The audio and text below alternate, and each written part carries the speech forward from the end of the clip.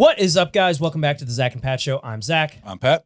This is the show about manhood, fatherhood, entrepreneurship, and the mentality it takes to be successful at those things. And we'll probably sprinkle in some helpful real estate advice too, because that's what Pat and I do. You know, guys, life can be tough. We can go through some things and struggle at times, but this is the show to let you know that you're not alone. So if you're someone out there going through any of these things, this is the show for you. All right, guys, let's talk about something we all need. High quality, comfortable, stylish clothing that actually holds up in real life. Whether you're grinding at work, hitting the gym, or just hanging out, the Normal brand has you covered. I've been rocking their gear, and let me tell you, it's not your average clothing line. They've nailed it perfect with the perfect blend of durability, comfort, style, whether it's a go-to rugged Henley, a hoodie, a button-down that doesn't make you feel like a stiff, the Normal brand is where it's at. The best part is you can support the show while upgrading your wardrobe. Just hit the link in the description below. Check out their collection. Trust me, once you try it, you'll wonder why you didn't do it sooner. The Normal brand. Made for real life, built to last. Now go check them out. Shout out to our friends over at Captain Beard Co. Guys, if you are looking for beard care products, shampoo, conditioner, body wash, give Captain Beard Co. a try. They have this unbelievable beard butter, balm, oils, and then it smells amazing. Ladies, if you're looking for something for your men as a gift to help with their grooming, check them out. Also, if you guys are looking to just set the mood one night, candles, unbelievably smelling candles, made with all natural ingredients here locally to St. Louis.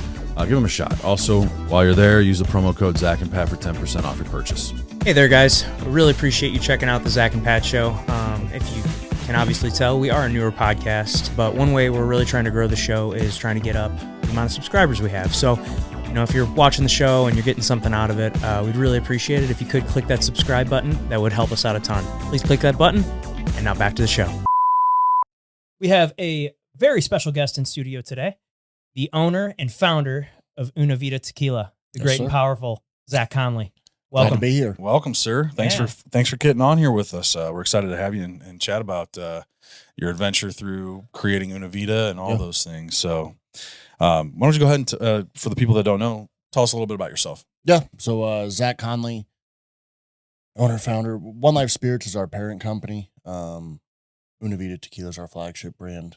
Really, when you texted me earlier asking about fatherhood, manhood, all that stuff, I just saw entrepreneurship, and I was like, well, that's about all I know. I don't have kids or anything like that. So, my business partner and I, Bryce, started it. We'll celebrate 7 years in business May of this year. Dude. That's awesome. Congratulations. Yeah. What made you want to get into like the liquor business? So it's funny. I actually come from a family of alcoholics, so it was the last thing anyone thought to do. I grew up in Wentzville, Missouri, so right a suburb outside of St. Louis.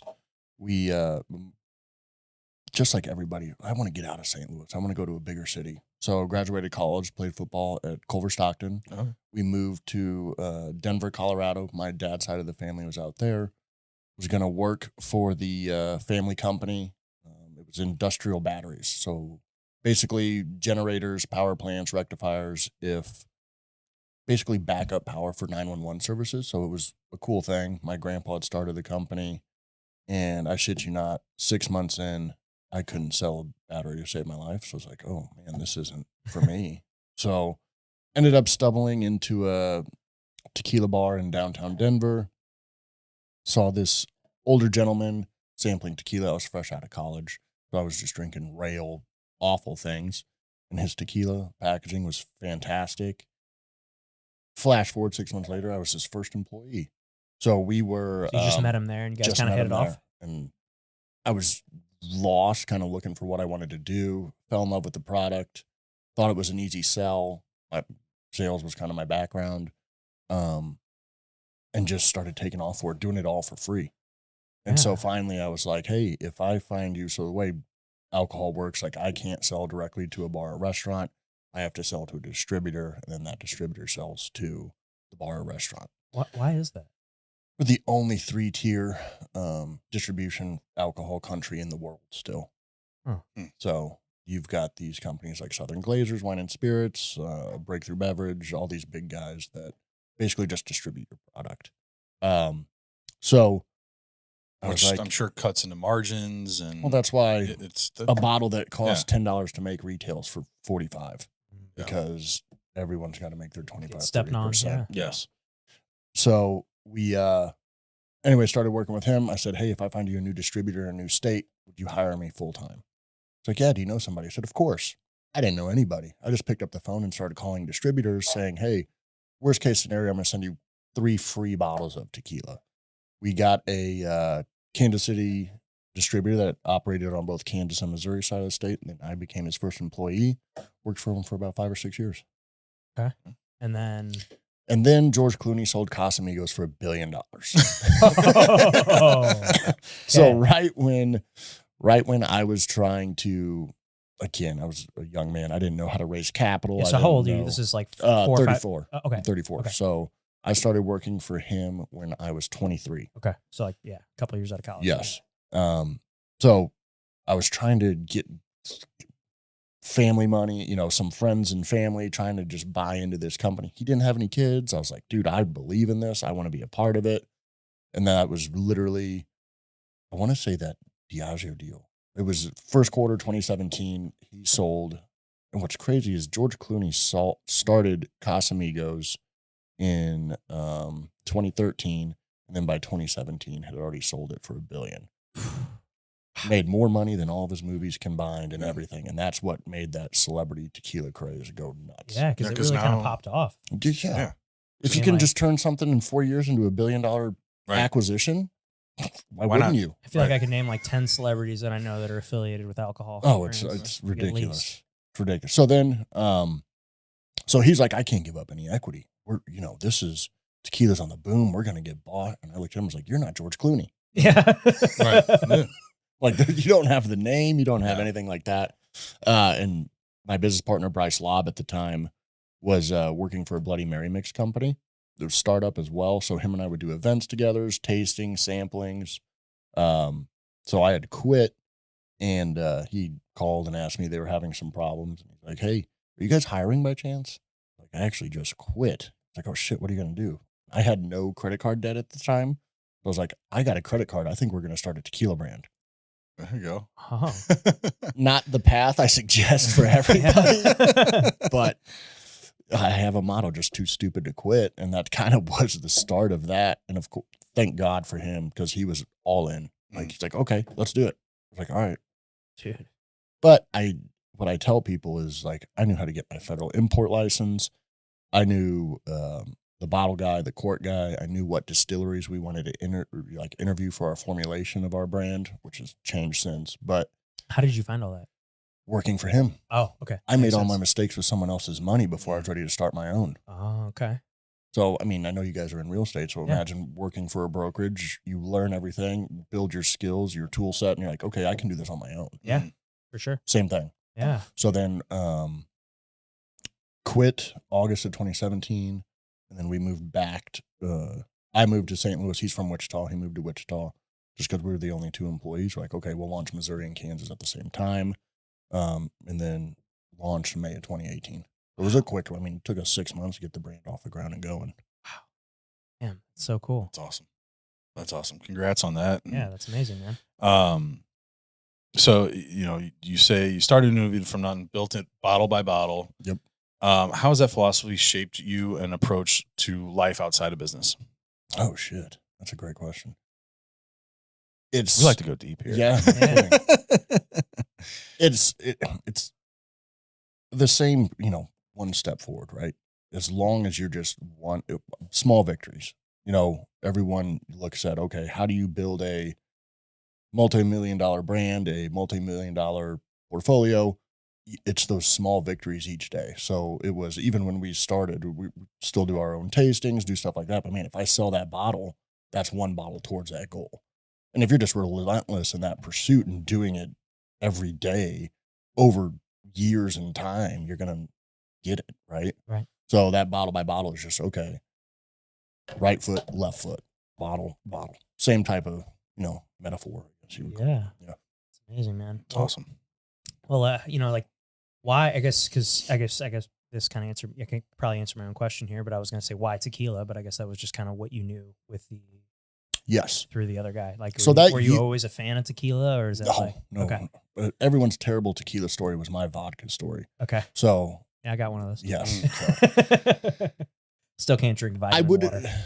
My answer to that question has kind of morphed, but at the time when we started, it was all I knew. Okay. But now,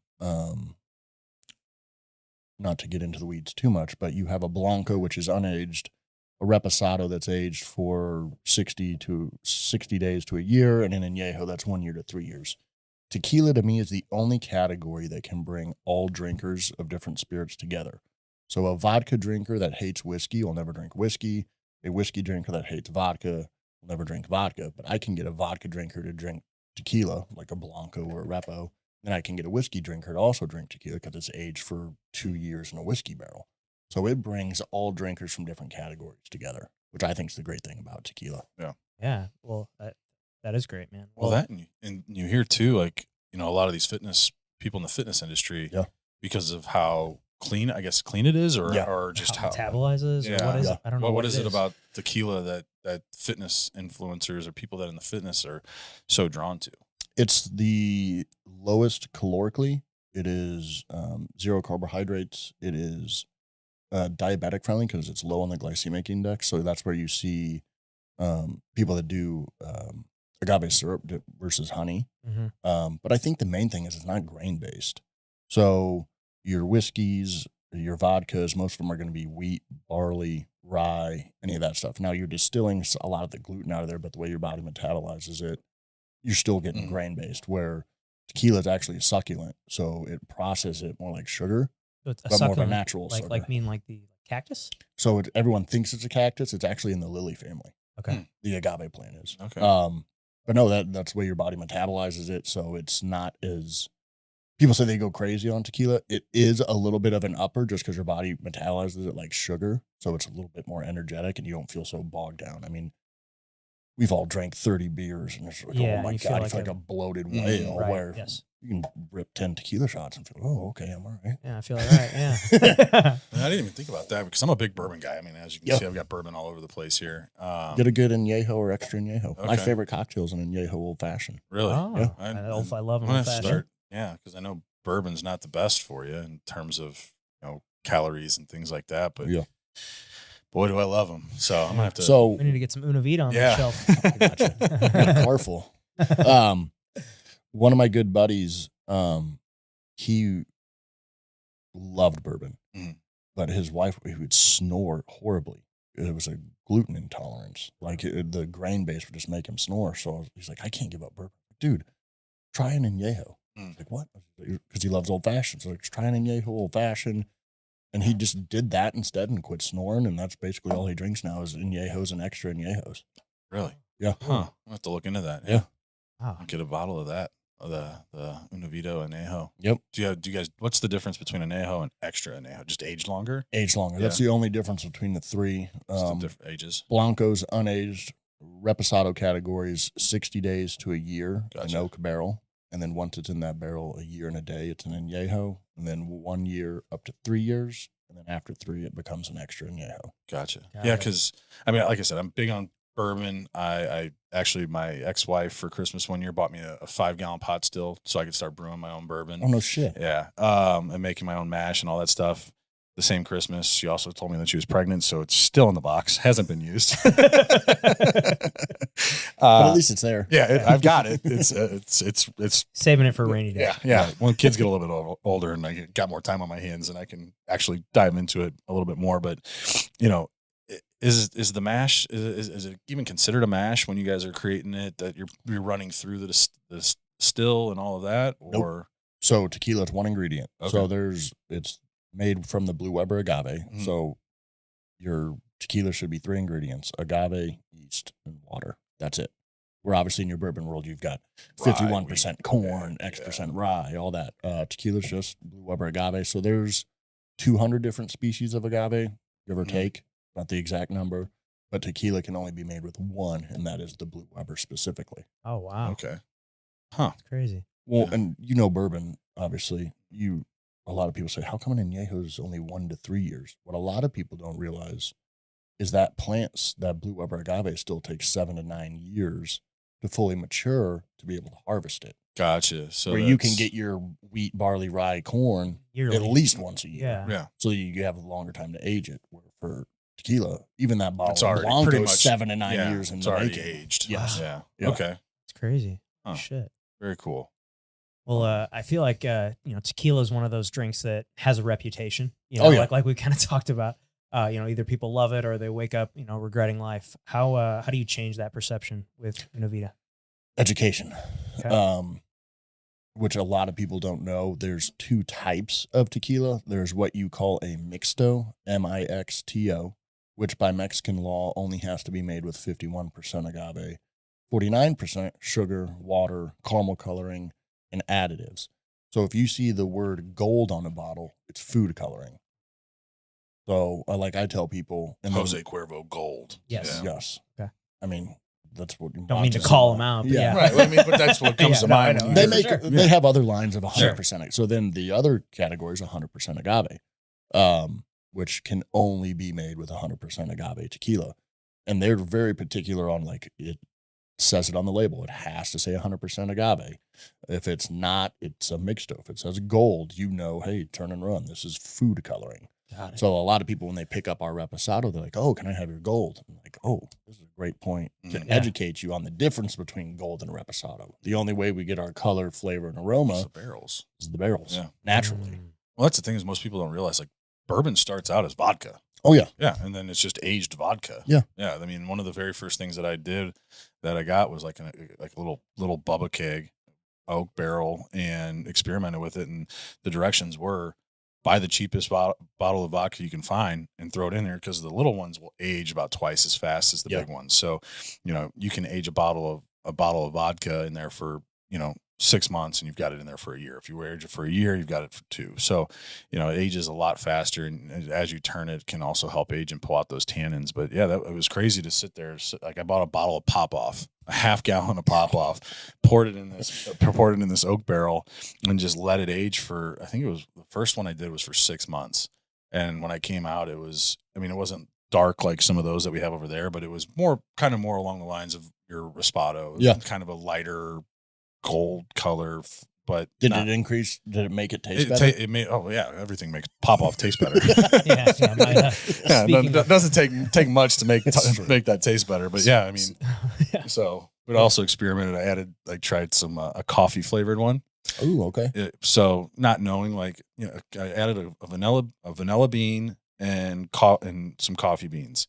Not knowing how much. I'm like, 10 coffee beans. That's not going to be overkill. I should have only put 1 in there. Oh gosh. Yeah. It was like pure coffee coming out of there.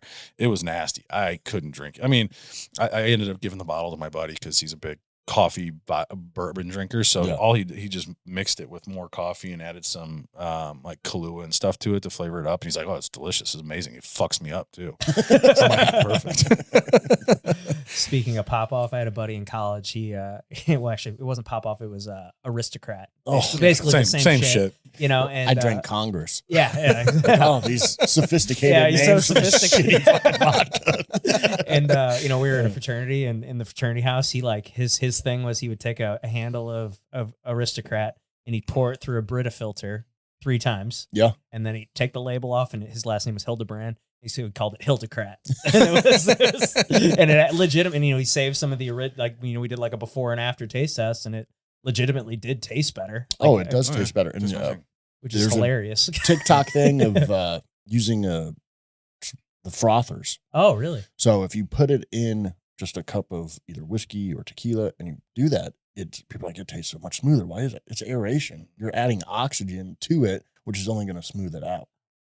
Yeah. Okay. So that was another thing I saw. People what is this magic trick? I'm like, you're just oxygenating the booze, which is a practice that we do to help bring down the softness of it. Yes. And so you guys are 100% agave. Yes. Okay. And now my question, I guess, is if it all comes from the same agave plant, why does it all taste so different? You can get different tasting. I know obviously the Blanco is going to taste different than the Raspado. The Raspado is going to taste different than the Añejo, but brand to brand. Yes. Why does that? Why did we get some that taste different? If it's so there's, brand? I guess we are going to get in the weeds. Oh, so dude, there's one of the biggest factors, once you have the agave, obviously making sure your agave is mature is a big one. You'll have guys that are cutting the plant short, not going to be as sweet of a plant, not mature, so it doesn't taste the same. They're just cutting corners. Yeah. Realistically, it's a not all of it, but like, so then once you have the agave, you have to cook them. So those piñas and pineapples are this big, 30, 40, 60, 70 pounds. The next thing you have to do is cook them to make them soft enough to extract the juices, which are going to ferment. There's 3 types of main cooking methods when it comes to tequila. There's a traditional brick oven, which is just a oven twice the size of this room that's been brick, and they steam it from underneath, and it's a long process. Next is what is it called an autoclave, which is it's still steam, but it is a steel cylinder. Again, 30 yards long and just stuffing it full of agave. And then next, what is called a diffuser, which is a conveyor belt system, very industrial. It's the most recent way. But it's the size of a football field, and they just spray the agave with chemicals to cook it. Best way I can describe it is, I say this all the time in education classes, is you can put a chicken breast in a crock pot and you can microwave a chicken breast. The end result is a chicken breast, but your taste, the flavor, the juiciness is completely different. So like our process, which is that traditional brick oven, takes 72 hours. You've got to cook it for 48. You got to let it cool for another 24. Whereas the diffuser takes 6 hours of spraying it with chemicals. That's going to completely change how your tequila tastes for sure. For sure. Okay. So that's a big difference of the process of it. Yeah, for sure. Just like anything, the longer it takes, probably the better it's going to be. Yes, for sure. And then obviously what kind of yeast strains you're using, fermentation, distillation. But to me, the biggest one is that cooking process and which one you're using. Yeah, it's almost like the traditional is just your all natural. You're not doing anything except adding hot water to it. Yes. And okay. Cooking it. Yeah. Wow. It's cool. I had no idea. Yeah, very cool. I'll be honest. Before this, I didn't know that it was 100% agave. I didn't know agave was the only thing. If you would have asked me how you make tequila, I would have guessed it was like whiskey with a bunch of different shit. Well, and that's where that horrible story that people have is, when you're at a bar, what you call that's in the well, the cheap stuff, right? Yeah. Like, give me the well. That well vodka or that well whiskey is still 100% vodka or whiskey. It's made cheaply, but it's still 100% of what that is, where well tequila isn't. When people are like, oh my God, I haven't had tequila since college, I'm like, tequila has come a long way, and you were just drinking shit. Yeah. And made your body, when you're trying to metabolize sugars, and then they cut it with grain alcohol and additives and sweetener and glycerin and food dyes and all kinds of shit. Wow. Crazy, man. It's really cool. Oh, that's awesome. Well, yeah. Maybe I'll when I get the still up and running, maybe I'll try some. Well, starting a liquor brand from scratch is no joke. Was there any like, oh shit, man, we might not make it moments? Oh, for sure. What's a crazy one? So you guys know Andy Frisella and Chris Klein. For sure. So they're partners in our brand. How that kind of came about was we were still living in Denver. We had we weren't planning on moving back, right? Him and I were living in Denver. That was the market I knew. Let's be real. I don't think anybody ever plans on moving back to St. Louis, but it always happens. Always happens. Pulls you back. I was with someone the other day, like, man, it got me back. So I was a big fan of the MFCEO podcast. Bryce and I both were. So I had, I was just a fan of it, and I would drive from Denver to St. Louis, and I'd give at Old HQ in Green Park. Yeah. Yep. Yeah. I would drop off tequila of the brand I worked for. Finally, it was Aaron Summers that reached out. I was like, hey, you should do a tasting at Summer Smash. Like, oh shit, okay. So I did a tasting of the brand I worked for, Summer Smash 2017. I was there, yeah. That was the first time I met Andy, and we just kind of talked. Again, I still had no intent of starting my own brand. Like, I was just kind of trying to figure out how I got into this brand on an ownership side. So then I would continue to drive back and forth like a psychopath, which he did a podcast and I was like, I'm going to tell you guys this story, but do not try to do this. It doesn't work anymore. Like, I would just wait in the lobby. He'd come out because they only had those bathrooms, take a piss, and I'd be like, hey, I got some questions for you. And he'd just sit down and start answering questions. And then eventually we started a group chat. Again, I was a big enough fan of his podcast that I knew he didn't invest in anything. So goal was never to ask him for anything, just other than knowledge. Advice, right. yeah. So in the meantime, I found out that Mexico doesn't take credit card for tequila. Uh-oh. I'm like, oh shit. So then we started having meetings with different investment groups and stuff like that in Denver, trying to get funds to get this thing off the ground. And then we were back in St. Louis having a meeting. Bandy, I hadn't met Chris yet. And he looks at us and he goes, how are you guys going to fund this fucking thing? We're like, oh, we've got a meeting with this investment group out in Denver that we've got a meeting tomorrow. He's like, I could tell he was agitated. I was like, oh, great. He goes, I want you to cancel that meeting and be back here tomorrow. Okay. Now, again, Bryce and I have no income. We're strapped just using credit cards to buy bottles, buy other raw materials. All right, we'll do this. So then we came back and he's like, how come you guys didn't ask me for any money? I'm like, well, I listen to your show enough to know you don't invest in anything. He's like, all right, well, that's fair. Yeah. I appreciate that. Yeah. So he's like, oh, okay. This makes sense. You probably respected it because you actually were paying attention. Right. So then he brought in Chris and he's like, hey, we want to do this with you guys. So then that's where Andy and Chris got involved. And what is great about them is obviously you guys know them. They're both very well to do. But they are not blank checks, which I thank them every day for that, because they gave us enough for a single pallet of Blanco, a single pallet of Repo, and a single pallet of Añejo.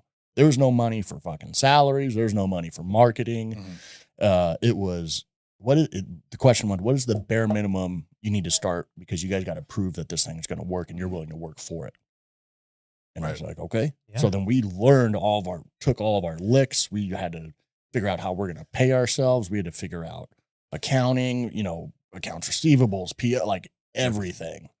So, and then now obviously there's been some strategic investments as we've grown, but that was after we blood, sweat, and tears for 4 or 5 years to prove that we're doing this thing. So this is like 20. Oh yeah, when people hear Andy and Chris are involved, they're like, oh, you guys, yeah, sure. How much money did you get? I was like, less than $45,000 to start. Yeah, like, oh shit. It was like there was no money for salad, none of that stuff. We had to learn it all. Enough for the tequila. Yes, which is like enough for us to get started. Right. Yeah. Well, and to be honest with you, Bryce, and it was so funny because he would put this for this investment group.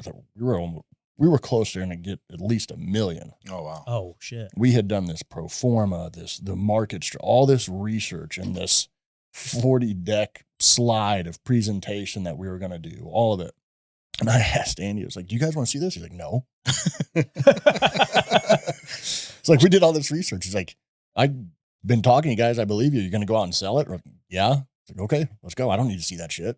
Like, oh my God, we just wasted like 2 weeks of our lives, yes. Probably. But obviously, we made the right move going with them for sure. Well, but also think about how much you learned during that process of building that 40-deck slideshow, Oh, yeah. But not only that, and a lot of people be like, you should have taken the more money. We wouldn't have learned what we did. Right. You would have just taken that money. Yeah. And you probably would have bought shit you didn't need to buy. Yes. You would have probably made a bunch of mistakes with it and be like, would have been, and you would have been on the hook for $1 million, yeah. Like, and I'm not going to say I know just as we've grown, you hear some of these stories of these guys that are like, oh, we're putting together this group, this venture capital group, all these things, and start out liquor brand that, they get $1 million and the quote unquote CEO of it is taking $300,000 a year to start. Yeah. Bro, you're fucking high. What are you doing? What are you doing? That's not how that works. Like, you haven't even sold anything and you're taking the money. A third of the money. Well, that's what I'm used to making. Oh, geez. Yeah. Good luck. Yeah, good luck, dude. Well, that too, and it probably, because, you get $1 million, you're going to go and overbuy on things. And, yes. and instead of starting like you literally got a pallet of each. You don't learn to budget. No. Exactly. It's you don't learn. Okay, what are necessities? What do we absolutely? How do we keep our cost as low as possible to make this little? I shouldn't say little bit, but this little seed investment last as long as we can. Yeah. Well, and a lot of people don't realize this either, right? Like, oh, you sold it. How much are you making? Nothing. Like, I moved back in with my mom. Bryce moved back in with his in-laws. Like, it was okay. We got to start this. If you have an apple that costs you $5 and you sell it for 10, you obviously take the 5 and set it aside so you can always buy another apple. But the only way you grow your business is to take that profit and buy the 2 apples. So you have to reinvest your profit to grow your inventory, to grow the brand. And I explain like that to people, like, oh, you don't take anything? No, you got to grow the inventory to a point where you can afford to take a salary or be able to pay people and stuff like that. Yeah. So how long, like, did it take you to get to a point where you could pay yourself? Oh, outside of just paying bills, probably 3 years.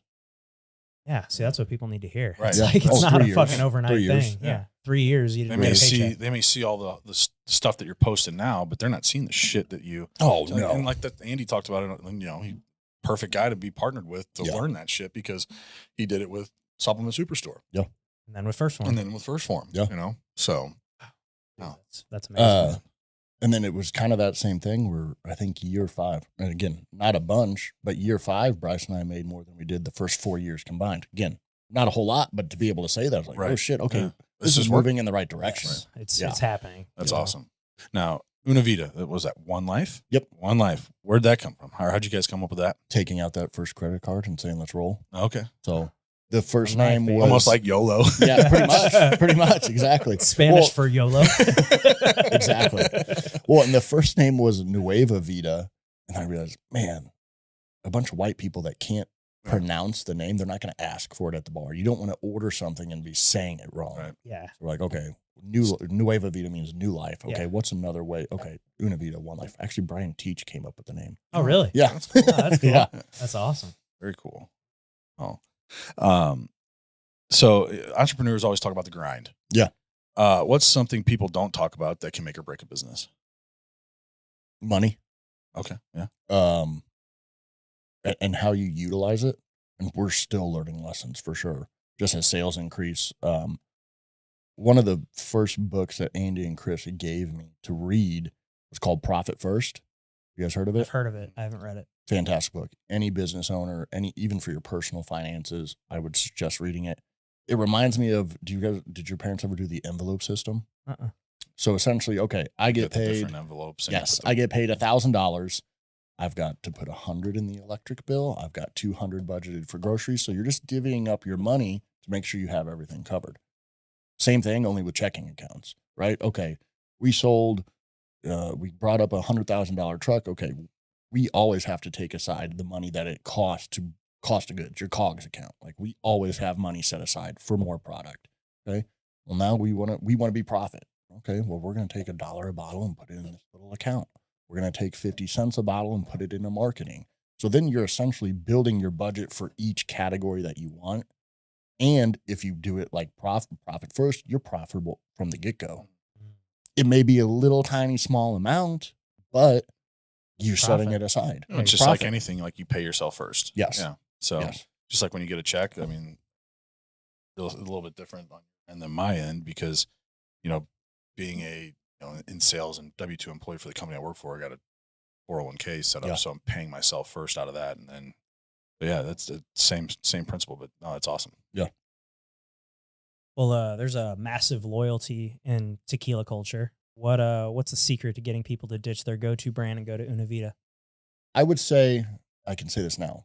There's a big movement in the tequila world of additive free.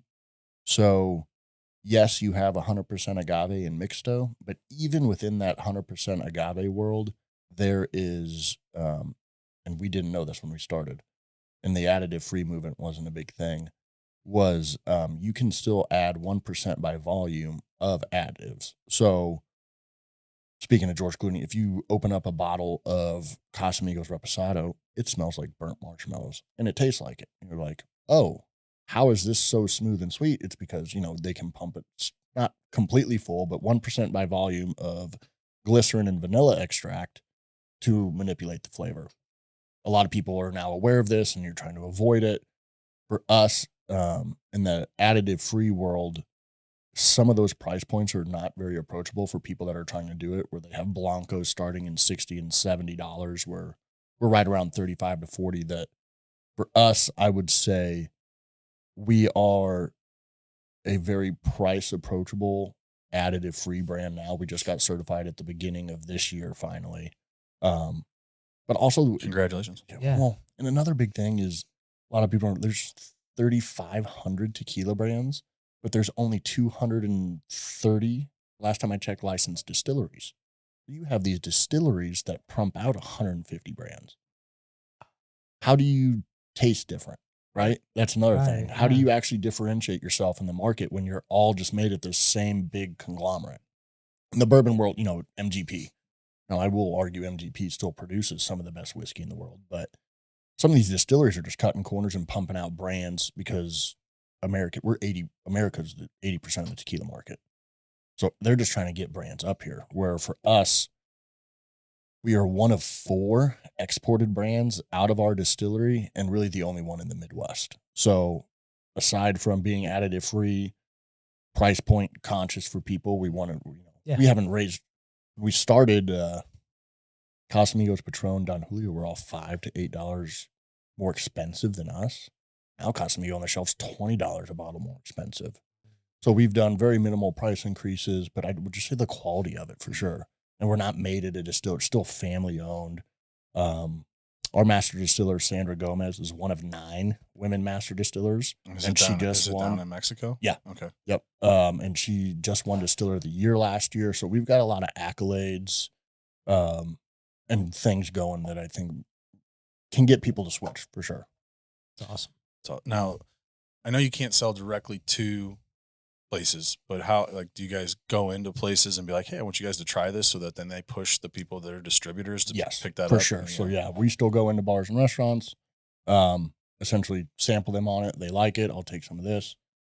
Our distributor, here's who it is. Do you know who your rep is? Absolutely. Just contact them to close the sale. Now, again, you guys understand this, and there's so much, how much follow-up you've got to do, because the Joe rep that puts in the orders on vacation, or he forgets to do it, or the buyer forgets. So, we at least anticipate another 3 or 4 visits to make sure that bottle gets on the shelf, because it has to go through so many layers. Sure. Yeah. Makes sense. Yeah. Because, I think that's the key to sales in general is follow-up, man. There's so many opportunities that I've gotten or haven't gotten because I did or did not follow up. Oh, for sure.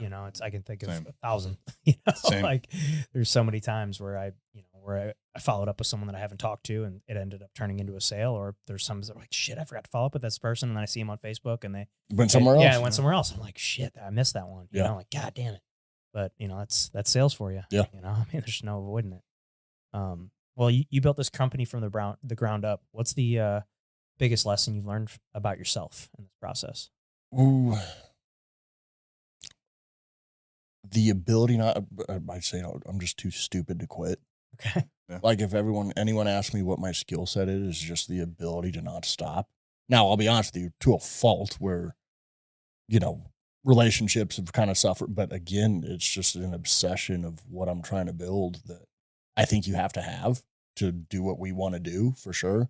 Do you think that ties back to your athlete days and being a football player? Yeah, for sure.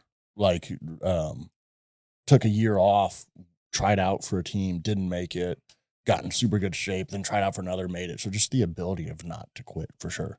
I think you have to have it. You have to be resilient. You have to be able to have a special mentality. Yeah, you got to be able to rejection. God, hiring new people, and they're like, "Oh my God, they told me no." I'm like, "Jesus, that one no, one no." Yeah. Get over it. Yeah, right. Yeah, go get 100 no's and then come talk to me. Yeah. And that's what it takes. Yeah, like you have to be able to put up with the rejection and being told no. It usually means no right now, right? Because somebody's and especially in the alcohol world, we joke it's an industry of false promises, right? People say, "I'm going to come in and do a promo, I'm going to do this." They've failed to do it, and then you have an opportunity. There's been customers where we would follow up once a year for 5 years, and then finally someone screwed up. They're like, "Okay, hey, since you guys always followed up with us, or you were top of mind when this brand screwed it, let's sit down and talk." Like, it's just that ability. Was that because I know the Cyberg family pretty well? Is that how you guys got in with the Cybergs and all their restaurants? Yeah. Just took advantage of an opportunity. Jim Schudy's a great friend, and that was one of the first people I sat down with, and he's just like, "Hey, we get promised all this stuff. It rarely happens." He said, "Just do what the fuck you say you're going to do, and we'll work together great." Yeah. Okay. And that was easy enough. 30 days in this, and I'm sitting there with one of probably the largest restaurateurs in St. Louis. Sure. And he's telling me that. I'm like, oh shit, okay. Yeah. And we do it. Yeah, that had to be a big account. Oh, for sure. For sure. Yeah. Yeah, they're awesome. They got great stuff. So it's not to like about Cybergs. Yeah. Cybergs, Twisted Tree, Twisted Tavern, all the things. One of my favorite spots. Well, your brand is all about community. How do you scale something while keeping it personal? Being active is ownership. Okay. I mean, we do everything. I still do liquor store tastings, still do bar promos, still run all, I mean, now they'll probably get to a point where some of that stops, but I think you can still be heavily involved and be active. And I think that shows a lot to people, customers, the community itself, being involved in those events and not just hiring it out. You see, I mean, people all the time, oh, just hire it out. I'm like, well, you're not building these relationships with these people. You're not being active in your community yourself, which I think goes a long way. Right. Well, and they're not going to care as much as you care. Correct. That's what they never found do in my business. You know, I've tried to bring people in, and it's just like the issue is nobody's going to care as much as I do. No. And you know, and then I ultimately it just hasn't worked out for me yet. But that's been the biggest learning lesson as a company is hiring people. Yeah. Right. It's so hard. It is. And no one's going to work harder than Bryce and myself. Right. Especially being athletes. That's the biggest thing that I've learned. It's tough to find somebody that's not or hasn't been an athlete that like has a hard time succeeding with like some sort of sales role. Yeah. I always tell the story. My buddy, we talked about saying no, but he had this mindset from early on, and he would just go up to every single girl in the bar, every single one of them, and ask them. They'd all say no, no, no. I'm like, dude, what are you doing? He goes, well, eventually one's going to say yes. Great mentality. Yeah. And now he's a very successful salesperson in Arizona. Yeah. It worked out for him. It did. No, so how many employees do you guys have? I think we're 6. Okay. Yeah. So it's still a small shop. Oh, for sure. Yeah. Yeah. That's for sure. That's cool though. I mean, it's still tight knit. I mean, the fact that you're one of the owners, like going out and doing tastings and stuff like that is you get, again, I'm reading, I'm going to blank on the name, 21 Irrefutable Lessons in Leadership. But you can't ask people to do something you're not willing to do yourself. At least to build a company culture and at least to get people on the same page that realize, oh shit, the owner's still doing tastings at a liquor store. Right. Some of them are great. Some of them suck and no one's coming in. Want to go there. Yeah. Right. Yeah. I tell them all the time, Friday night, 6 to 7 or 6 to 8.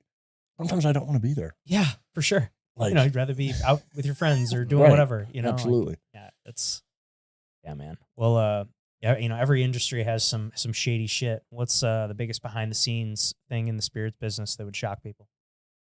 Probably that additives. Yes. So a lot of people, even in that 100% agave world, the fact that people have that leeway for 1%. Yes. Yeah. They're pumping it full of glycerin and stuff, which is crazy because there's an app called Tequila Matchmaker. The guy Grover started it. Semi-fan of him, but he pissed off Big Tequila so much that they raided his house and he had to flee the country. Oh, shit. Oh, yeah. So that's how much. We're also doing business in Mexico. So as corrupt as America is in Mexico, it's just out in the open a lot more. Yeah. So Big Tequila got mad and said they sent in some people that said he had a still in his house. And then the CRT, which is the Tequila Regulatory Commission, which is the agency that oversees, they kicked in his door and he had to arrested him and everything. And he had to flee the country. Whoa. Wow. Wow. Damn. It's crazy. Crazy. So, all right. So 7 years in, you mentioned, you just have that drive, that mentality, but is there anything else that kind of fuels that hunger and passion that keeps you going from when you first started? I would say, growing up with alcoholism in my family, it's kind of a proving point of, something that crippled the men in my family for generations. I want to build an empire off of. So kind of stopping that norm in my family, not only stopping it, but completely pivoting and doing something great with what has kind of affected my family in a negative way is an internal motivator for me for sure.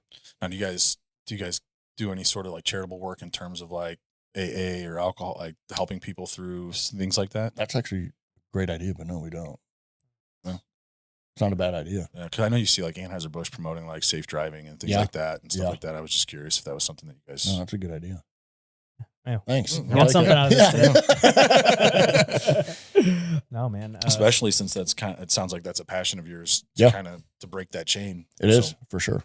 Yeah, that's got to be a kind of a weird, like, does your family have anything to say about, the business that you're in or anything? They don't really ask, just because and it's weird because like my, both my brothers got married. They were dry weddings, all the holidays, no one drinks. I'm like, man, I could do all this cool stuff for you guys.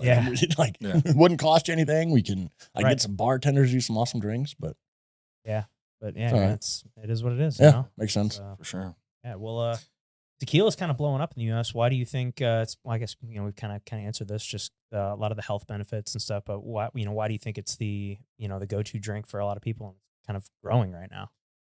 I think so. I'm going to say this because I think I get back to it. Is the America's 80% of the tequila market, Germany's second, and Mexico's third. Really? Yes. Germany's second. Huh? Yes. So in Mexico's the number one Buchanan Scotch market in the world. So I think it's a lot of that import of want what you can't have when you can drive down the street and get somebody making tequila on the side of the road. A lot of Mexicans don't really drink that much tequila. They're very big Scotch drinkers. It's what the wealthy people drink. It's, a status thing where they're drinking Johnny Walker Black. Like all of our partners, they drink Johnny Walker Black all day long. And I think that's kind of the number one beer in America, either last year or the year before, was Modelo. Mm-hmm. Really? Yeah. Not Bud Light anymore? No. Well, I guess I should have known that. Yeah. They're coming back now. But no, that year when all that went down, Modelo became the number one selling beer in America. So I think it's that import thing. It's a little exotic. You can't, have what you can't. And I feel like I've seen a lot of Modelo sponsorships popping up in the UFC. I mean, there's so many. I mean, I want to say I've seen it in other sports as well. Like I feel like that's a brand that's really blown up. Yes. Wow. But that on top of the health benefits, the least amount of hangover that you get is definitely from tequila. Yes, for sure. Bro, something's happened to me over the last 5 years. It's just, I get so hungover every time I drink. And if you just drink tequila, well, and again, people are like, well, I drank a bunch of margaritas. Well, again, it's all the sugar and right? Yeah. If you're just doing branch water, which is tequila and club, or just tequila and water throughout the night, you can drink enough to where you're going to still feel like shit. But if you do it not too bad, you won't feel as bad as... Drink responsibly. Yes. 35 Bud Lights. Yeah, you're going to feel like dog shit the next day. My stomach, bro. I love... beer is what I've always drank, man. Yeah. And to be honest, I haven't had a beer in probably 6 months. It's just every time I have more than one or two, it just, my stomach the next day. I love the hoppier beers, the stouts. Yeah, I do too. God. Yeah, man, the IPAs, flavorful all beers. that Yes. stuff. I'm a big Irish red guy. Oh, nice. Yeah, Irish reds, but like you said, beer, it just fills me up. That's and fills me I'll up just stomach, right. Yeah. But that's why I like bourbon, and probably why I like the añejo is because you can't drink it fast. Right. Like you sip on it. Right. So I can have 2 or 3 in a night spread out over, 4 hours, and I'm going to be fine. Yeah. Your body's metabolizing it, and it's going to be fine. And I'm not going to feel like dog shit the next day. Yes. But even still with some of these bourbons, depending on if it's a rye versus or wheated or anything like that, even though I'll have 2 or 3, I'll still wake up with a headache. I think there's some sort of food allergy in there somewhere. I was going to say, have you noticed, is there definitely rise? Really? Get me. Yeah, I can't. Okay. If I have 2 ryes in a night, I know I'm going to wake up and I'm going to have a headache. No so kidding. I kind of shy away from them. So, and I'm sure you like the taste of them, though. They're so good. I'm like, you know what? It's worth it. Yeah, I'll sacrifice. I'll suffer. I'll make sure I chug a couple Pedialytes before bed. Yeah. and wake up. I'll be good. Maybe take some allergy pills. Yeah, yeah, we'll be fine. We'll work around it. But no, I'm excited to kind of dive into the añejo market and try that stuff. So, but yeah, no. What do you got? What are some of the future goals that you have for Una Vida? What is it? What does success look like for you with Una Vida? For sure, we're in 9 states now. No plans for new states this year. It's growing those markets that we're currently in. For us, a big Which focus. states are those? We're in Tennessee, Illinois, Missouri, Kansas, Oklahoma, Texas, Iowa, Nebraska, Arkansas. Midwest. Yeah, Midwest for sure. Where a lot of the brands start on the coast and work their way in, we're gonna go start in the center and work our way out. Okay. It's building a team. Like that's that bottle by bottle mentality's great. It works, but the only way it's scalable is we need more people. More people. Yeah, Need you're more one people. guy. Yeah. You can only do so many tastings, so many meetings, so many things. Yes. It's just And so that's a big objective for Bryce and I is to learn how to build and lead a team. First round of employees, when we lost, I'm like, oh my God, what do we do? lost? What do we do? Talking with Andy and Chris, of course, did you really think your first employees would stay with you forever? Like, well, that was the hope. Yeah. Like that's not how this works. Like, shit. Okay. Now, are they, because I mean, anybody that knows from St. Louis knows the community and everything that's built at First Form and the way that they interact and all that and the way they do a good job with their employees. Is that something that they've worked with you guys on and talked about you about building that culture within your company? A little bit, yeah. I mean, you can honestly just watch it. And if you're around it, whether it's on social media or whatnot, you can see what they're doing. They're running it like a sports team. Right. Each person has their role. Yep. They have the objective. They have a mission. Team building, whether that's working out or they go out as well. Like it's very much sports specific, which again, we can find athletes and stuff like that. It's a leg up on what that team atmosphere is, what that locker. I mean, have you guys have been in their headquarters? Yeah. Of course. I mean, that locker room. Oh, it's literally like a professional sports team. If not better. If not better. Yeah. Yeah. I heard they kind of set it all up to resemble like what they have going on down in Alabama, like their facilities. Shit. Okay. Yeah, I thought Makes that was sense. something that I had heard. Yeah. But yeah, I know. So cool. I mean, it's And that's incredible. what it is. But I think that's why they have that company culture and the production that they do is each person knows their role, knows the assignment. Just like if you're running a football team or a baseball team, okay, right guard does this, left tackle does this, running back does this, quarterback this, wide receiver that. And if everybody knows their objective, then the play works. Well, It's funny that one screw up that, Right. okay, the play doesn't fucking work. Well, right. and it's funny that you mentioned because Murph just posted about it last night and brought back about a basketball tournament that they had up there a few years ago and how Sal was saying it started because Sal was making fun of his son about shooting like his dad. And then Murph kind of tied it in, was like, just remember him talking about how when they had this basketball tournament, Sal was like, well, I can't shoot, but I know how to play defense. I know how to get back. I know how to pass the ball to the people that can shoot.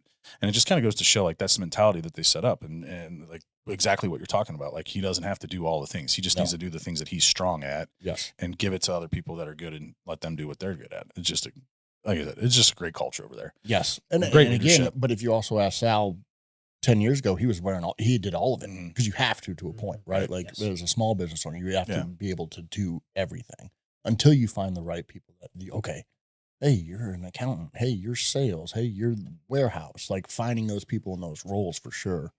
It is a hard thing to do. Yeah. And then again, to find people that are going to care Yes. to the level that you need them to Yeah. be successful. Yeah. It's a long road to build that team, but I mean, once you do it, I mean, that's how you scale it. For sure. It's really the only way to do it. Well, speaking of community and all that, liquor branding isn't just about the product. It's about that feeling you give to people. What is it that you guys are doing to give people that feeling about drinking Una Vida? That's a great question because we joke all the time. There's been so many success stories of, you've got branding, imagery, juice, right? There's been brands that their packaging is beautiful, their marketing is great, and their juice tastes like shit, but they'll sell 1 million cases. Then you've got the brands that the packaging is not very good, the marketing is not good, but it may be the best tasting bourbon, but no one will know what it is. Yeah. So like I was, I look at this over here and I know, I mean, I'm not a very novice when it comes to bourbon, but I know Pappy Van Winkle's a nice one. And if I'm looking at all of the bottles over there, that's like probably the most like the least attractive bottle over there, but I know that that's one of the best if I'm not mistaken. Right. It just kind of goes into what you're saying. And that's where I need to cut you off. No. But that's exactly right, especially in that bourbon world. Like and I love when they play with like hidden barn bourbon, like the stuff they're like, oh shit, no one knows what this is. It must be good. Yeah. But especially in the tequila, like Patron, they've come a long way, but I mean, their juice isn't the best, but they're the #1 selling tequila in the world. That bottle looks cool. Yeah. Yeah. they got a bunch of rappers talking about it. Yeah. You know what I mean? So like, it's that weird consumable market where still branding and imagery matters so much because you can't just solely focus on the juice, like, or the quality of the product. But for us, man, that one life mentality is we want to be the centerpiece of all those special moments that you have. So whether it's a wedding, whether it's a graduation, whether it's a sales goal, whether it's a anniversary or engagement, like we want to be that bottle that's there at the center of those moments. So it's something you remember when you drink it. That's awesome. Great. Now, like I know with like certain bourbons, they come out with like special anniversary stuff and rare stuff that obviously they're pricing higher. Is that, I mean, because I know how you talked about aging certain things. Is that something that could be done with a So tequila? This 2024 was the first year we did our anniversary blend, Okay. which was and we'll do one each year moving forward, but it was our Reposado. Then we finished it in 90 days with a French sherry cask. Okay. So yeah, no, we do stuff like that for sure. Very cool. Very cool. And obviously, like for the people that don't know, depending on the every oak barrel is going to bring out a different taste in it. Oh, for sure. So that was another thing. Yeah. Like, yes, so to be a Reposado, 60 days minimum, year maximum, but a 60-day Reposado and a 9-month Reposado are going to taste completely different, Sure. even in the same barrel. Now, when you start doing a different barrel, so you got white American oak, you got Hungarian oak, you got rum cask, that's a big thing that'll make brands taste different. Not just time, but which barrels they're using. Well, there was I think it was Buffalo Trace that did it. I can't remember, but they had this Oak Tree Project bourbon line that they came out with. Okay. I think it was like 100 different oak trees. And they shit. bottled the exact same mash and everything in each different one. And each one produced however many bottles that it produced. And they sold it. Well, I had a buddy that had 2 different trees. And it was amazing how same everything. It was amazing how different the 2 trees taste. Like you got from those barrels because of the trees.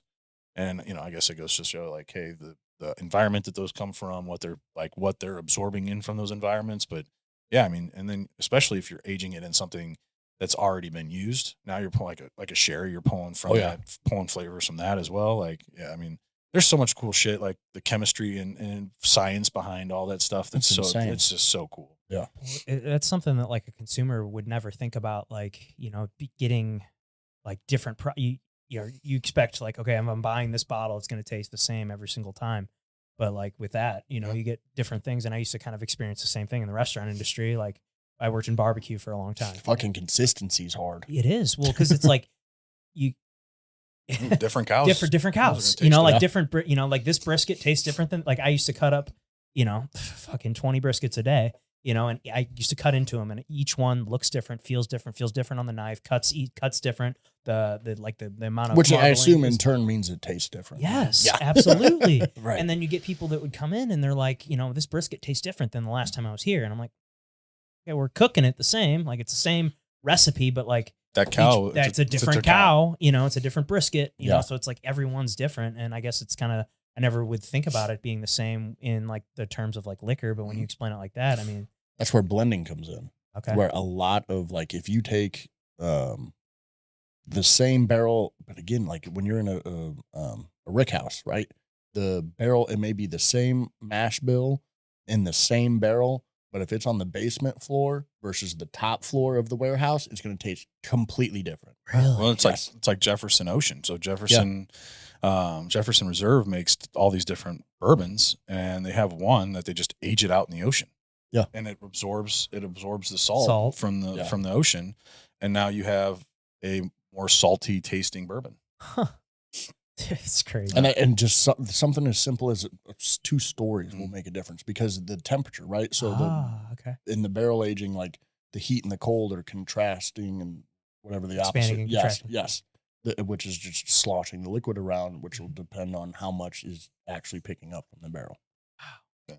It's crazy. Again, the science of it is so cool. I'm a science nerd. I like that shit. Our master distiller for our other brands out in Union, Missouri, Demetrius Kane's one of the smartest dudes I know. Like he's, I think, a trained botanist or chemical bio. Like it's insane. That's cool. Yeah. So you guys have whiskey and vodka brand as well, right? Yes. So after Una Vida, our second brand was El Trago, which is our agave spirit, which is made in Mexico, but it's actually bottled up here now. And being completely honest, we're like, okay, we have all these great products. If anything ever happens at the border, we're out of business. Mm-hmm. So that's where we partnered with Demetrius out at Nobleton's. Laban Orange Whiskey was our first kind of collaborative product with him. And then High Post American Vodka, which we just launched last year, and the flavors we did last year as well. Cool. We're just growing that portfolio. Another part of this industry, a lot of people don't realize, is like 80% of that back bar is going to be owned by 5 companies. So you got a company like Diageo that owns Casamigos, Don Julio, Guinness, Johnny Walker, blanking, you got like a Beam Suntory that owns Hornitos Tequila, Absolute Vodka, Knob Creek, Jim Beam, Basil Hayden. So a lot of these big conglomerate companies own a lot of these brands. Okay. So you guys are kind of building that. Yes. Mm-hmm. Okay. Where instead of where they try to come in and, buy the brands, we're going to try to just build them ourselves. yourself. Yeah. Now, are you going to try and just stay agave based that you're talking about? Or are you talking about maybe possibly shifting into a bourbon or? So what's great is the Laban Orange Whiskey is a sweet corn whiskey. Oh, okay. The vodka's sweet corn as well. Okay. And what's great about Demetrius, our master distillers, he is also our farmer. So we control it from grain to glass in our American portfolio of products. Cool. Yeah. Wow, that's cool. How you see farm to plate or whatever that restaurant. Grain to glass. I like that. That's pretty cool. Yeah. So, are there a lot of companies that have that kind of control? Or, No. I was going to say we lucked out for sure. That's awesome. Yeah. Yeah, dude, that's great. That's so cool. So, has there been any what's been different about launching a vodka and whiskey brand versus launching a tequila brand? Really not that much. Really? I mean, I will say on the back end of it, there's a lot of different formulation approvals, TTB label approvals, but as far as a selling and brand building aspect, not much, right? Because we establish those relationships with Una Vida. As long as the product tastes good, as long as the branding looks good, and they know we're going to support it like we do Una Vida.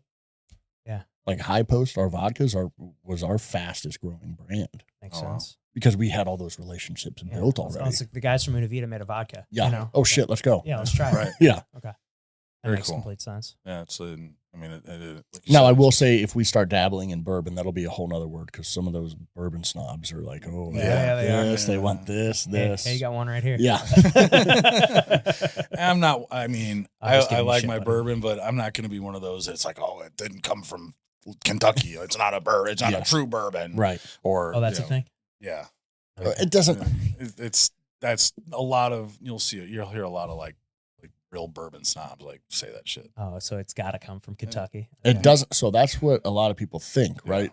Like tequila is what you call an origin of denomination spirit, which means it has to be produced in a certain geographic region to get the name tequila, right? Tequila has to be produced in Jalisco, Mexico.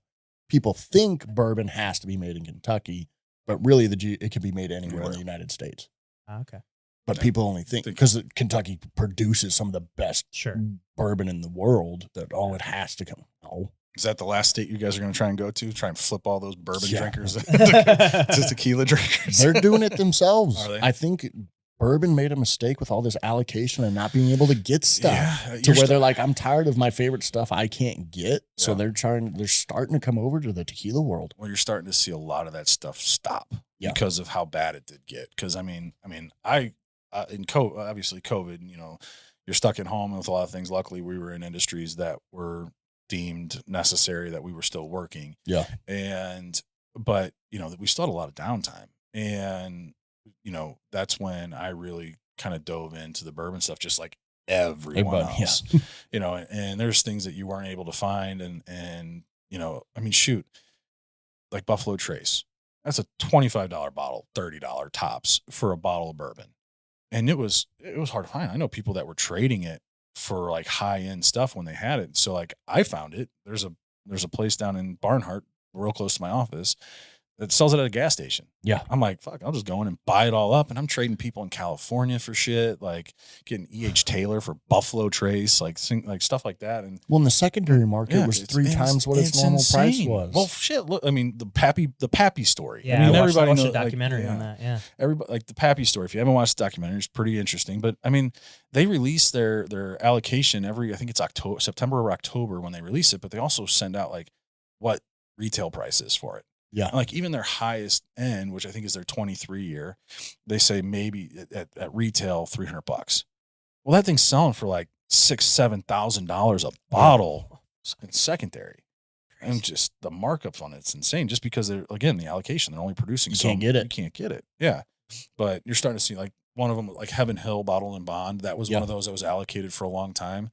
I can go to Costco or Deerberg's any day of the week and get it now. Same way you can get Buffalo Trace pretty easily. Now. Yeah.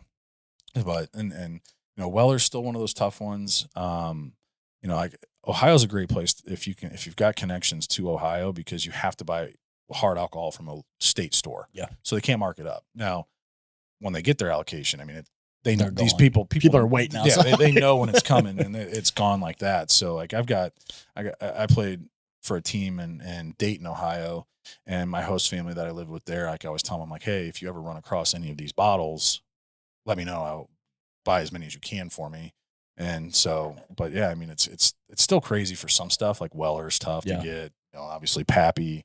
There's a handful of other ones that are tough. Eagle Rare, like I love Eagle Rare.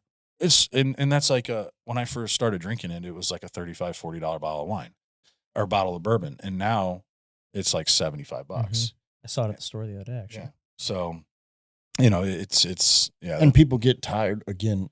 Consumables products, if they can't get it, they've got to find something else. Right, they move on to something else because they're going to find a different bourbon or whatever. And the fact that they know this is 3 times what it should the price of what it should be. Oh, Jesus, what am I doing? Yeah, what am I doing here? Look at Bland's. Yeah. It's one of the most overrated bourbons I think I've ever had in my entire life. Which is crazy that we're saying that. Yeah, right. It's a good $50 bourbon. Yes. At $50 to $60, it is amazing. But when you're having to spend $250 for that little fucking round ball with a horse on top. Just to give you an idea how crazy Blanton's was. But going back to the look of it, the look of their bottles and the horse on top and spelling out Blanton's, that's fucking cool. Yeah. But I'm not spending more than $50 or $60 for a bottle. Right. Yeah. So I was at a liquor store tasting. I want to say it was 21 or 22 when Blanton's was just kind of at its peak. This lady came in. So it was a liquor store that also had a bar. So you could essentially try stuff and then go get a bottle. Get a bottle of it. Okay. She came running in. It's my husband's birthday. Blanton's is his favorite. Do you guys have any? And he's like, no, we don't have any, allocation. And she looks at that sampling bar, and there's like less than half of a bottle of Blanton's. She's like, I will pay full price for that half bottle if I can buy it right now. They sold it to her, but I mean, people were going that crazy. Yeah. So she gifted her husband a half bottle of Blanton's, but you couldn't get it. Yeah. Sorry, honey, this was all I could get. All right. I drank half of it on home. It was so stressful. I had to try But Blanton's was probably even more than Buffalo Trace. That was where I was like, holy shit, this is the branding that they built. Oh, yeah. And it was kind of died off because I think people realized what it was, but I'm not even sure. Was it the collectible? What made it go bonkers? I mean, I think they won some awards. Yeah. Which obviously anytime you win an award, that's going to increase the want for it. But then again, the bottle, just that egg-shaped bottle or oval or circle bottle, and then the whole horse thing that goes with it on top. And they have the horse, and then there's a letter on it. So then the goal is, if you get the thing, you buy enough bottles to where each horse you can spell out Blanton's, and you get this big cool thing. Okay. Yeah, that's Isn't it funny? Yeah. Even as kids, right? The cereal box, you're collecting all the little tabs to get this. Even as adults, it's the same shit. The booze companies are doing it to us. Literally, my son last night, we did the same thing. Like, he's real into the Paw Patrol and all that shit right now. And, we incentivized him because he's been kind of a nightmare at swimming lately. So we're like, my wife bought him like a new little character. And I was like, hey, buddy, I got a surprise in the truck. If you're good, if you listen to me and you listen to your teacher and we do everything, you're right. I got a surprise for you when you get back in the truck. And, of course he's very motivated by that. But the second he gets that one, he's like, I need this, and this. And it's like, I need that. I need her next. I need this one next. And I'm like, it's like, oh man, I was the same way when I was a kid, but it's just like, it's the same thing. It doesn't How old go are you guys? away. 36. I'll be 32 next week. Okay. Pokemon. Yeah. Pokemon. Jesus Christ. Yeah, We're going crazy for and that's that coming stuff. back. McDonald's is giving out Pokemon cards with their Happy Meals. Sports cards. It's been crazy to see that industry. I've got some buddies that do that. Yeah, I mean, my two assistants are in it, and they make they make a killing on that stuff. Really? Oh yeah. I got a buddy. I'm like, how do you guys keep pulling these rare cards? And he's like, I don't know, we just get lucky. Wow. But they're selling shit. They're getting cards that they're constantly turning over. They'll buy a box for $100, and they'll pull 2 or 3 cards from it that they'll make $1,000 on this one box just because of a couple cards. One card or something. Wow. Yeah. It's insane. Well, I got a buddy of mine, and I was talking to him about this the other day, and I want to get him on here just to talk about it because he's like a huge collector. Well, he collects. He's like a big sneakerhead guy. So he always, whenever the Jordans drop, he always but he'll buy a bunch of pairs, and then he ends up selling a lot of them. But he's also really big in collecting specifically like Jordan cards, and he's got he was showing me all. I mean, he was telling me he's got probably millions of dollars worth of cards. Like it's this is a insane. retirement plan. Yeah. Right? Oh, exactly. And I'm like, dude, this is sports. I had no idea that there was that kind of money in that kind of stuff. Like I'm pretty ignorant to it, I guess. But I was just like, holy shit. And he's been doing this since he was a kid. And it makes me want to go back through because I still have a box of all my old cards and stuff that I had. I'm like, man, I want to go back and check through these. And I'll do it. I'll take a look for you. Yeah, no. Remember Beanie Babies? Yes. Those things went nuts too for a while. Like some of those rare ones, like the Princess Di ones and things like that, were selling for thousands of dollars. Yeah, people love collectibles. It's crazy. People just love an opportunity to you tell me that there's something that I can, if I got to get them all, it's and it's a piece of paper with a picture on it, or it's a stuffed animal full of beans. Yeah. All right. So how do we do this with Una Vida? God. If I could get Una Vida to be the Beanie Baby craze, we'd be fucking rolling. Oh man. Or what were those pens? The Uniball pens? Do you remember those things? Yeah. I remember those. Collect those. You had to have every fucking color. Yeah, I mean, we just love to collect shit. Oh yeah, it's something in our human nature, I think. Yeah, man. Well, Zach, if we gave you unlimited resources, money, distribution, whatever, what's the ultimate version of Una Vida Tequila? On every back bar, every liquor store shelf, and every home bar for sure. Love it. Pretty easy. Yeah. Fair enough. Love it. And then, if you could go back to day one, knowing what you know now, what's the one piece of advice you give yourself? Start studying leadership now. Okay. Because it's kind of something you're diving into now. Yeah. Just because obviously you think, it's just going to be us two. Well, if your goals are big enough, you got to build a team. So studying that stuff, leadership, team building, start studying that day one for sure. Because it may take 4, 5, 6 years to get to the point, but at least you have all those lessons learned. Yeah. No, that makes sense. It's a great piece right there. Yeah, sure. Definitely a good piece of advice. Because at some point, everybody's going to be a leader. Absolutely. Yeah. Whether it's business, family, something, relationships. Yeah. Agree. Well, man, this has been amazing having you in here. Yeah, Is there absolutely. anything else you wanted to talk about or say while you're here? If you're in Wichita, go to March Madness this weekend. There you go. Okay. Not sure when this comes out, but it's be out next weekend. Next Tuesday. Tuesday. Well, let's hope Mizzou's still in it. Yeah, let's hope. Fingers crossed. Yeah, man. Well, we always like to end it with one last question, hit you with a surprise. We call it the Tombstone Game. Oh, Okay. shit. Here lies Zach. What's it say on your tombstone? Too stupid to quit. Perfect. I love Perfect. it. That's awesome. All right, guys. Well, thank you so much for tuning into the show. If you haven't clicked that subscribe button for us yet, please do so. That would help us out a ton. Click that like button as well. Comment what you thought below, and we will see you next time.